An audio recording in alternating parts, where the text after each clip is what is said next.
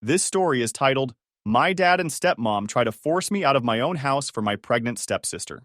When I refused, they changed the locks. Hi everyone, before we dive in, a quick favor. If you enjoy content like this, please hit the subscribe button. It's free, supports the channel, and make sure you never miss out on amazing videos. Alright, let's get started. Hey guys, I've been holding on to this for a while, and honestly, I still can't believe it all went down the way it did. Let me break it down for you. I'm a 28 male, single, living in the house my mom left me when she passed 5 years ago. It's a modest 3-bedroom in a quiet neighborhood. Not flashy, but it's comfortable. And most importantly, it's from my mom. She worked her whole life for this place. And when she was gone, she made sure I knew it was meant to give me stability. This house isn't just a roof over my head. It's her legacy. My mom was the only consistent parent I had growing up. She wasn't perfect, but she was always there when I needed her. My dad, on the other hand, checked out after the divorce. He remarried pretty quickly, and let's just say his priorities shifted. His new wife was always the center of his world, and her daughter, let's call her Savannah, was treated like royalty. Savannah's 25 now and pregnant. I don't have a problem with her being pregnant. That's not the issue. The problem is she's one of those people who just assumes the world owes her something. Her mom and my dad have been feeding that ego of hers since we were young. If Savannah wants something, she gets it. Doesn't matter if it's a new car, expensive vacations, or random crap she decides she wants. They bend over backward to keep her happy. Total, I want it, I got it attitude. I've kept my distance from all of that. I see my dad here and there, but I've made it clear that I like my space. The house is my sanctuary. It's where I can just live my life without anyone interfering. I've got a decent job, some good friends, and a pretty straightforward routine. I'm not rolling in cash, but I'm stable. That's more than a lot of people can say these days. For now, it's just me in the house. And honestly, I like it that way. No roommates, no drama, just peace and quiet.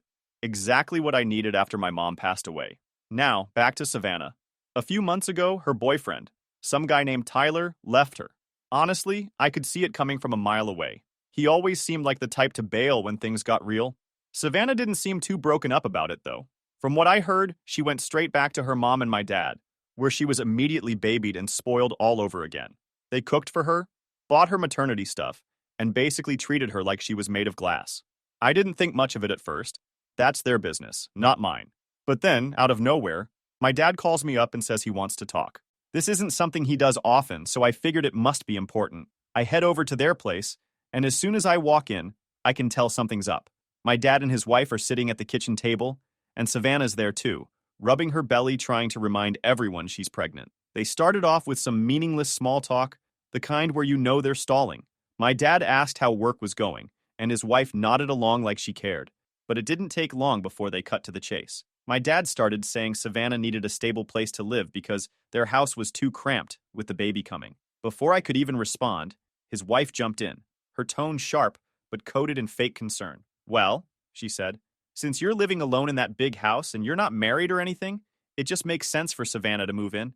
She needs space for the baby, and you're not exactly tied down to anything serious.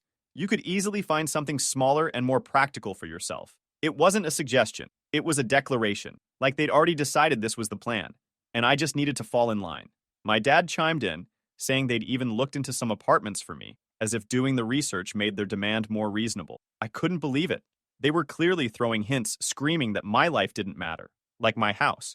My house was just a spare room they could shuffle people into when it suited them. The entitlement was overwhelming, as if being unmarried or childless meant I wasn't really using my life or my home the right way. At first, I thought I must have misheard them. I mean, who says something like that? But no, they were damn serious. Apparently, they'd been planning this for a while, just waiting for the right time to bring it up. I told them straightforward, no, obviously. This house isn't just a piece of property to me. It's my home, and it's one of the last connections I have to my mom. The idea of giving it up, especially for someone like Savannah, was just absurd.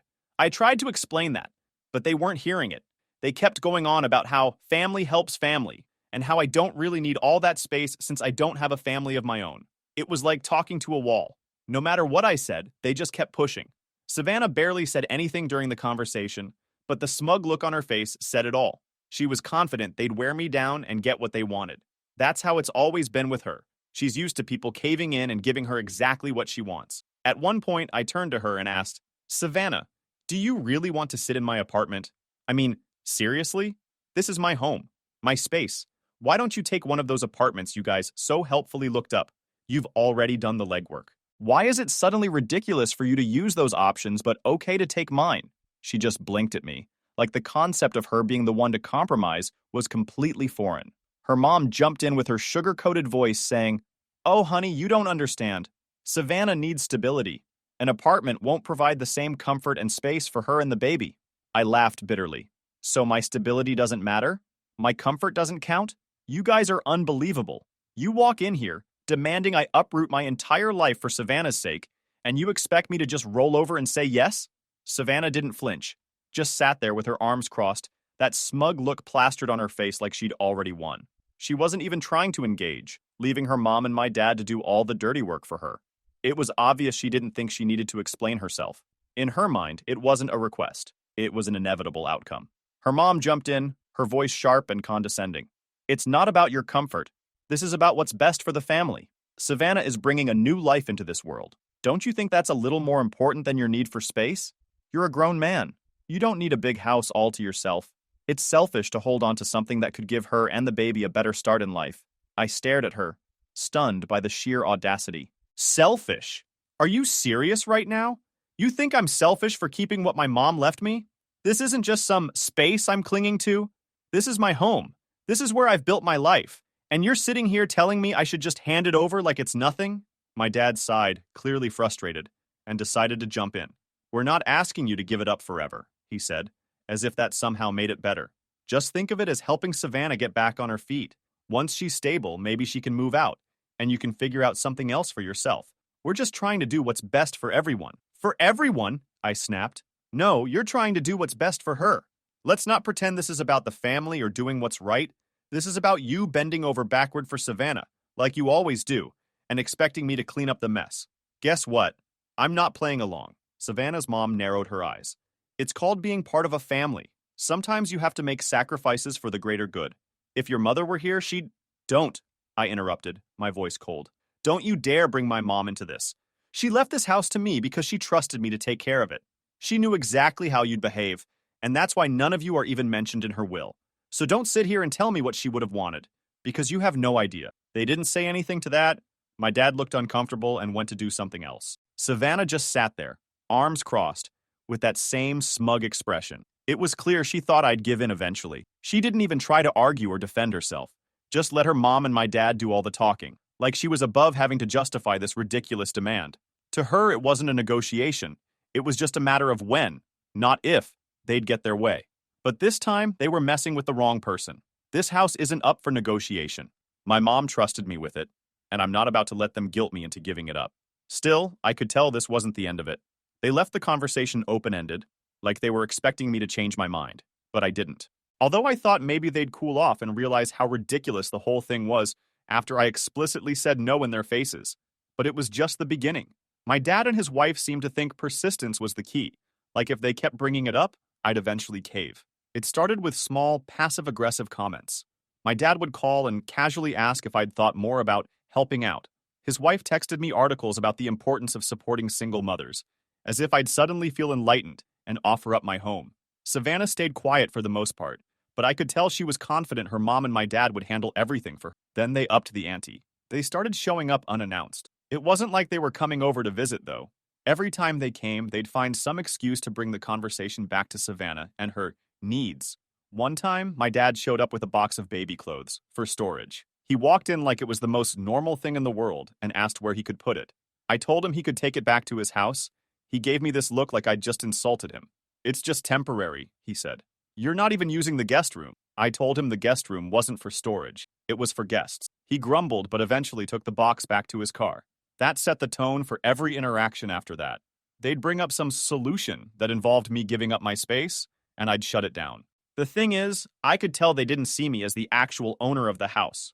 To them, it was just a convenient resource they could use however they wanted. My mom left it to me, but they acted like it was still up for grabs, like I'd just been holding it for Savannah until she needed it.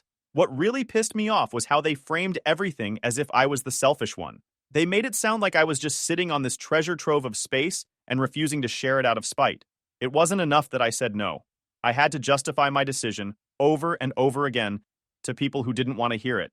Things escalated when Savannah decided to insert herself into the situation more aggressively. One afternoon, she rolled up to my house, popped her trunk, and casually asked me to help her unload a stroller. I stared at her like she'd lost her mind, and asked why she was bringing a stroller to my house. Well, where else am I supposed to put it? I don't have the room right now. She said I was trying to process the sheer audacity of her statement. Not my problem, I replied, already feeling the frustration building. That, of course, triggered her. She launched into this self-centered rant about how I was making things so much harder for everyone, as if I'd personally created her problems. Family is supposed to stick together, she said, as though that somehow justified dumping her issues on me. She continued, "You don't understand how stressful it is to be in my position. You've got no idea what it's like to have a baby on the way," she added, with this tone that suggested I was some clueless idiot who couldn't possibly comprehend real life. She was right about one thing. I don't know what it's like to be pregnant, but what I do know is what it's like to have responsibilities. And unlike her, I've been handling mine without expecting anyone to swoop in and fix everything for me. More importantly, I don't demand sitting in other people's houses just because I don't have enough space. So I told her, point blank, your problems aren't mine to solve, and I'm not about to turn my life upside down just because you refuse to figure out yours. That did not go over well. Her face twisted into this look of pure hatred, like I just told her the world didn't revolve around her, which, let's be real, I basically did. She stormed off in a huff, but not before throwing one last gem over her shoulder. You're going to regret this someday. The irony of her whole tantrum wasn't lost on me. She'd spent her entire life being coddled and catered to, and now, for the first time, someone wasn't bending to her will. Instead of realizing how absurd her demands were, she acted like I was the one being unreasonable. Bringing a stroller to my house, assuming she'd just park herself and her baby here, was the most ridiculous thing I'd ever seen. It was like she genuinely believed my house was already hers, and I was just an obstacle to be removed. It didn't stop there. They just kept pushing my limits. The other day, my dad came over with a realtor. He didn't even tell me he was coming. I was sitting in my living room when I heard the knock on the door. I opened it to find him standing there with a woman holding a clipboard. "I thought we could look at some options for you," he said. I didn't even let them inside. I told them to leave and slammed the door. That was the last straw for me. It was clear they weren't going to stop until I did something drastic. At that point, I knew I couldn't trust them anymore. It wasn't just about the house, it was about the principle. They thought they could bully me into submission because that's how things had always worked with Savannah. But I'm not Savannah, and I don't roll over for anyone. That night, I called a security company and arranged for cameras to be installed around my property. It wasn't a huge move, but it was a step toward protecting what was mine. I wanted to be prepared for whatever ridiculous stunt they might try next. I truly didn't feel safe anymore, dreading the house could be taken from me, or they might come up with any nonsense idea to get me kicked out of the house legally. I knew damn sure that they weren't going to stop until they hit a wall they couldn't climb over. So, I made it my mission to be that wall. I wasn't going to play their games anymore, and I wasn't going to entertain any more conversations about how I should just hand over my house. And just like I expected, they came up with a new, even more creative idea. I came home from work one evening, tired but relieved to finally be back at my sanctuary. Except when I tried to insert my key into the lock, it wouldn't fit. At first, I thought I must have grabbed the wrong key, but after a few more tries, it hit me. The locks had been changed. My heart sank, and a wave of rage surged through me as I noticed a folded piece of paper taped to the door. The note read, "We've changed the locks for safety. Please contact us to discuss this." It was signed by my dad. The audacity was almost laughable. I didn't waste a second. I pulled out my phone and called my dad. He picked up after a few rings, his tone casual, like this wasn't the most insane thing he'd ever done. "What the hell is going on?" I said, barely able to keep my voice steady. "Why are the locks on my house changed?" "It's temporary," he said, like that somehow made it better. "We were just trying to help Savannah. You've been so resistant, and we thought maybe this would be the easiest way to make things smoother for everyone." "For everyone?" I snapped. "You mean for you and Savannah? You've crossed every line imaginable. This is trespassing, and if you think I'm just going to let this slide, you're insane." His tone shifted immediately and started begging me not to. "Don't call the cops. Please, don't escalate this. It'll look bad for the family." "Look bad for the family? You think that's my concern right now?" I shot back. "Here's what's going to happen.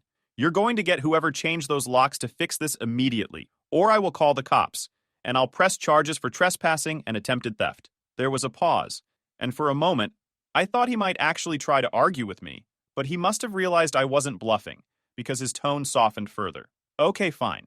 We'll fix it. But you're being so unreasonable. We're just trying to do what's best for Savannah and the baby. You know this is a temporary solution. I ignored his attempt to guilt me. You have until the end of the day to fix this, or the police will be involved. That's not negotiable. After some more muttering and weak protests, he finally agreed. I hung up without another word, my hands shaking with anger. This wasn't just another overreach. This was a direct, calculated move to take what wasn't theirs. It was a blatant violation of my home, my boundaries, and my trust. A few hours later, the locksmith returned, and the locks were changed back. My dad didn't show his face, and neither did Savannah or her mom. I stood by the door the entire time, watching every move, ensuring nothing was left undone. Once everything was back to normal, I sat down in my living room, staring at the walls of the house that had become my battlefield. This wasn't just another attempt to guilt me or push my limits. This was a declaration of war. I knew then that things weren't going to de-escalate on their own. If they were willing to go this far, there was no telling what they'd try next. But if they thought I was just going to roll over and let them have their way, they were in for a rude awakening. That night, I stayed up late going through paperwork and making calls. I wanted to make sure there was no way they could pull something like that again. But what really got to me was how they acted like this was normal. They genuinely thought they were entitled to my house. It didn't matter that my mom had left it to me, or that I'd been living there for years. To them, it was just a house, something they could take if they wanted it badly enough. I started moving towards taking legal actions. When I sat down with my lawyer and told him about everything, how my dad and stepmom had been pressuring me nonstop, how they'd gone as far as changing the locks on my house, he listened carefully, asking pointed questions about the house, my mom's will, and any unusual behavior from my dad in recent months. At first, I thought he was just being thorough, but then he leaned back in his chair and said, "I need to tell you something. Your dad has already inquired about contesting your mom's will." I was confused. "What do you mean? Contesting it? When?" "Months ago," he explained. He didn't file anything officially, but he did consult with a lawyer about the possibility of claiming the house as family property instead of your inheritance. From what I gather, he was looking for any loophole he could use to gain control of the house. I sat there, stunned. All this time, while pretending to be on my side or at least trying to keep the peace, my dad had been plotting to take the house out from under me. This wasn't some spur-of-the-moment idea cooked up by my stepmom. They'd been planning it for months, long before they even started pressuring me to move out. "He doesn't have a strong case," my lawyer added quickly, probably noticing the panic on my face. "Your mom's will is airtight, and the house was explicitly left to you." But the fact that he even considered it says a lot about his intentions. It wasn't just betrayal, it was premeditated. My dad had been looking for ways to take what my mom left me while pretending to care about my well-being. The manipulation, the constant guilt trips, the emotional blackmail, it all made sense now. This wasn't about Savannah needing a place to stay. It was about them trying to take something they had no right to. Hearing this made my frustration boil over. This isn't just about standing up for myself anymore. It's about protecting what my mom worked her whole life to give me. Every move they make feels like a slap in the face to her memory, and I can't let that slide. No matter how relentless or outrageous they get, I'm not backing down. This house is mine, and they're not taking it. I'll let you guys know what happens next. Update 1. Hey everyone. I thought I would give you an update once I figure out what to do. So here we go. So, after everything I'd learned from my lawyer, I spent the rest of that night replaying every interaction with my dad over the past few months. I couldn't keep avoiding him and proceed legally. I had to directly tell him that I know what he's been planning for. So, I confronted him. I didn't bother calling or texting. I showed up at his house unannounced, just like he and his wife had done to me so many times before. When he opened the door, he looked surprised, caught off guard, but there wasn't even a flicker of guilt on his face. That was the part that stung the most. He acted like he had nothing to feel ashamed about. "I need to know why you've been looking into contesting Mom's will," I said, cutting straight to the point. His face twisted into a mix of confusion and defensiveness. "What are you talking about?" he asked, feigning ignorance. "I don't know where you're getting this idea, but it's not true." "Don't lie to me," I shot back. "I already know you spoke to a lawyer about it months ago, so let's hear it. What were you planning to do?" "It's not like that," he insisted, stumbling over his words. "I wasn't trying to take anything. I just wanted to see if there were options for the family." "For the family?" I repeated, my voice sharp with disbelief. "Let's be real. It's not about the family, it's about Savannah. Don't stand here and pretend this is about anything else. You were planning to take the one thing Mom left me, and you think that's okay?" "I wasn't planning anything," he snapped. "I was just considering possibilities. That house is too big for you anyway. And Savannah, she's in a tough spot. She needs a stable home for the baby. And that means stealing mine? I countered, my frustration boiling over. You didn't even ask for my help. You went behind my back, tried to manipulate me, and now you're acting like you're doing me some kind of favor? It wasn't like that, he repeated weakly, but his eyes wouldn't meet mine. He looked everywhere but at me, the way he always did when he didn't want to admit he was wrong. I stood there for a moment, waiting to see if he'd say something that might justify any of this. He didn't. I shook my head and turned to leave. There was no point in arguing with someone who couldn't even own up to their actions. That conversation cemented everything I already knew. I couldn't trust him. He wasn't acting like a father. He was acting like someone who thought my life, my home, and my choices were his to control, because it fit his own narrative. Back at home, I called my lawyer to discuss what to do next. He reassured me that my mom's will was rock solid, and that my dad didn't have a legal leg to stand on. Still, it was clear this wasn't just about legalities, it was about wearing me down. They were trying to make me feel like the fight wasn't worth it, like it would be easier to just give in and let them have their way. The next few weeks were a blur of meetings, emails, and constant vigilance. I filed paperwork to ensure the house was fully secured in my name with no loopholes they could exploit. I upgraded my security system, added more cameras, and even reached out to a title protection service to keep an eye out for any shady activity. It felt like I was fortifying a castle against invaders, and honestly, that's exactly what it was. Savannah, meanwhile, doubled down on her tactics. She started posting cryptic messages on social media about being abandoned by family and having to fight for what's right. She didn't name me directly, but it was obvious who she was talking about. Mutual acquaintances started reaching out, asking what was going on and if there was any way to smooth things over. I kept my responses short and factual. I wasn't interested in playing her game or airing my side of the story to the world. But as the weeks went on, their efforts started to falter. The legal fees were piling up on their end, and my lawyer assured me they'd run out of options soon. Still, I couldn't shake the feeling that this wasn't over. People like them don't just give up. They regroup, find new angles, and come back when you least expect it. By the time everything finally settled down, I was absolutely drained. Fighting for my home, my peace, and my boundaries took everything I had, but it was worth it. This wasn't just about a house. It was about standing up for myself and refusing to let anyone walk all over me. My dad and Savannah thought they could guilt me into submission, but they were so wrong. If anything, this whole ordeal just opened my eyes to how far they'd go to manipulate me. Honestly, I'm starting to think cutting ties might be the only way to truly move forward. For now, things are quiet, but I'm not naive. If they try pulling any stunts again, I'll be ready. If anything changes, I might just come back with an update. Thanks for sticking around and hearing me out. If you've got any advice or just some solidarity to share, I'd love to hear it. Final update. Hey guys, I wanted to give you an update on everything that's happened since the last time I shared. It's been a wild ride, but I finally feel like I'm coming out on the other side of all this madness. I'm still in my house, thankfully, and it's staying that way. Let me break it down for you. After they tried every possible way to drag me out of the house, they backed off for a while. Weeks turned into months, and things went eerily quiet. No calls, no texts, and no random visits from Savannah or her mom. It felt strange, almost like they were regrouping, but I wasn't going to complain about the peace. During that time, Savannah had her baby, a healthy little boy from what I heard through the grapevine. I figured maybe they were too busy with the baby to keep bothering me, or maybe they'd finally given up. It was late one evening when I heard the knock. I checked my security cameras, and there they were. My dad, his wife, and Savannah, all standing there like they were about to stage an intervention. I debated ignoring them, but I decided to open the door, mostly because I wanted to hear what excuse they'd come up with this time. The second I opened the door, my dad's wife started in with her usual nonsense. She said they'd been thinking about everything that had happened and wanted to move forward as a family. She talked about letting bygones be bygones and said they were giving me one last chance to make things right. Then Savannah spoke up, holding her baby like a prop. She went on about how hard things had been for her, how she wanted her child to grow up surrounded by family, and how she still believed I could do the right thing if I just opened my heart. It was the same manipulative garbage they'd been spouting for months, but now they were wrapping it up in a prettier package. My dad, ever the mediator, tried to play the let's all just get along card. He talked about how family is more important than material things, and how I needed to look at the bigger picture.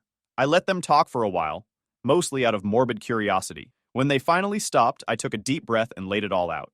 "This is my house," I said, as calmly as I could manage. "It was left to me by my mom, and I'm not giving it up. I've told you this before, and I'm telling you again, the answer is no. I don't care what kind of speech you've rehearsed or how you're trying to spin this. You're not getting the house, and that's final." That should have been the end of it, but of course it wasn't. Savannah's mom immediately launched into accusations, shouting about how selfish I was, claiming I was putting material things over family, and failing to fulfill my so-called duty. She threw out every argument she could think of, trying to frame me as the villain in this whole situation. Savannah jumped in next, following the same script as always. She cried about how hard I was making her life, and how she couldn't believe I would abandon her and the baby in their time of need. She threw out the classic line that I'd regret this one day, as if I'd somehow look back and wish I'd let them walk all over me. My dad didn't say much at first, but the silence spoke louder than anything. He stood there, watching the whole thing unfold, not even attempting to mediate or diffuse the situation. It was clear he didn't know what to say anymore, and maybe a small part of him realized just how far this had gone. I wasn't in the mood to argue. They'd crossed every line already, and I wasn't about to let them pull me into another pointless shouting match. "You've already crossed every boundary I have," I said. "You've lied, manipulated, and tried to steal what's mine. And now you're back here, acting like you're the victims. I'm done with this. Get off my property." But unsurprisingly, they didn't leave. Savannah's mom kept going, insisting that I was being unreasonable and trying to guilt me into backing down. Savannah chimed in here and there, adding little comments about how families should support each other and how I was heartless for not stepping up. My dad finally spoke, but all he could manage was another weak plea for me to be reasonable and see things from their perspective. I didn't respond. There was nothing left to say. Instead, I turned around, walked back into the house, and locked the door behind me. I'd already decided I wasn't playing their games anymore. If they wanted to keep pushing, they could deal with the consequences. Once inside, I called the police. I wasn't bluffing, and I wasn't going to let them think I was. When I explained the situation, the dispatcher assured me an officer would be sent out shortly. I waited by the window, watching as they lingered in my driveway, still talking amongst themselves. By the time the police arrived, they had moved off the porch, but weren't making any effort to leave. The officers spoke with them for a few minutes, clearly laying down the law. From what I could see, the cops weren't buying into their excuses or justifications. They told them, in no uncertain terms, to leave and not come back. Watching them finally leave under police supervision felt like a small victory, but it also came with a sense of finality. Whatever shred of a relationship I had left with my dad was gone. As I sat down to collect my thoughts, I realized just how exhausted I was. They'd taken so much out of me, not just time and energy, but also the sense of security I'd felt in my own home. Still, I knew I'd made the right choice. Setting boundaries with people like that wasn't just necessary, it was survival. That night, I made a decision. I wasn't just done with the house drama, I was done with them altogether. I blocked their numbers, unfollowed them on social media, and made it clear to mutual acquaintances that I didn't want updates or messages passed along. Cutting ties was hard at first, but when I looked back at everything they'd done, I realized there was nothing left to salvage. They didn't care about me or my boundaries. They only cared about what I could give them. Instead of having a toxic family, I leaned on my friends more. They'd been there for me through all the chaos, reminding me that I wasn't crazy for standing my ground. One of them suggested I throw a housewarming party, not because the house was new, but because I'd fought so hard to keep it. The idea made me laugh, but it also felt fitting. The party was small, just a handful of close friends, but it was perfect. For the first time in a long time, I felt genuinely happy. I wasn't just surviving, I was thriving. Looking back on everything, I'm proud of the way I handled it. It wasn't easy, and there were moments when I wanted to give up. But I didn't. I stood my ground, and I proved to myself that I'm stronger than I ever thought I could be. This house is more than just a place to live. It's a reminder of everything I've fought for. It's a symbol of my independence, my resilience, and my ability to stand up for what's right, even when it's hard. If there's one thing I've learned from all of this, it's that family isn't about blood. It's about respect, trust, and mutual support.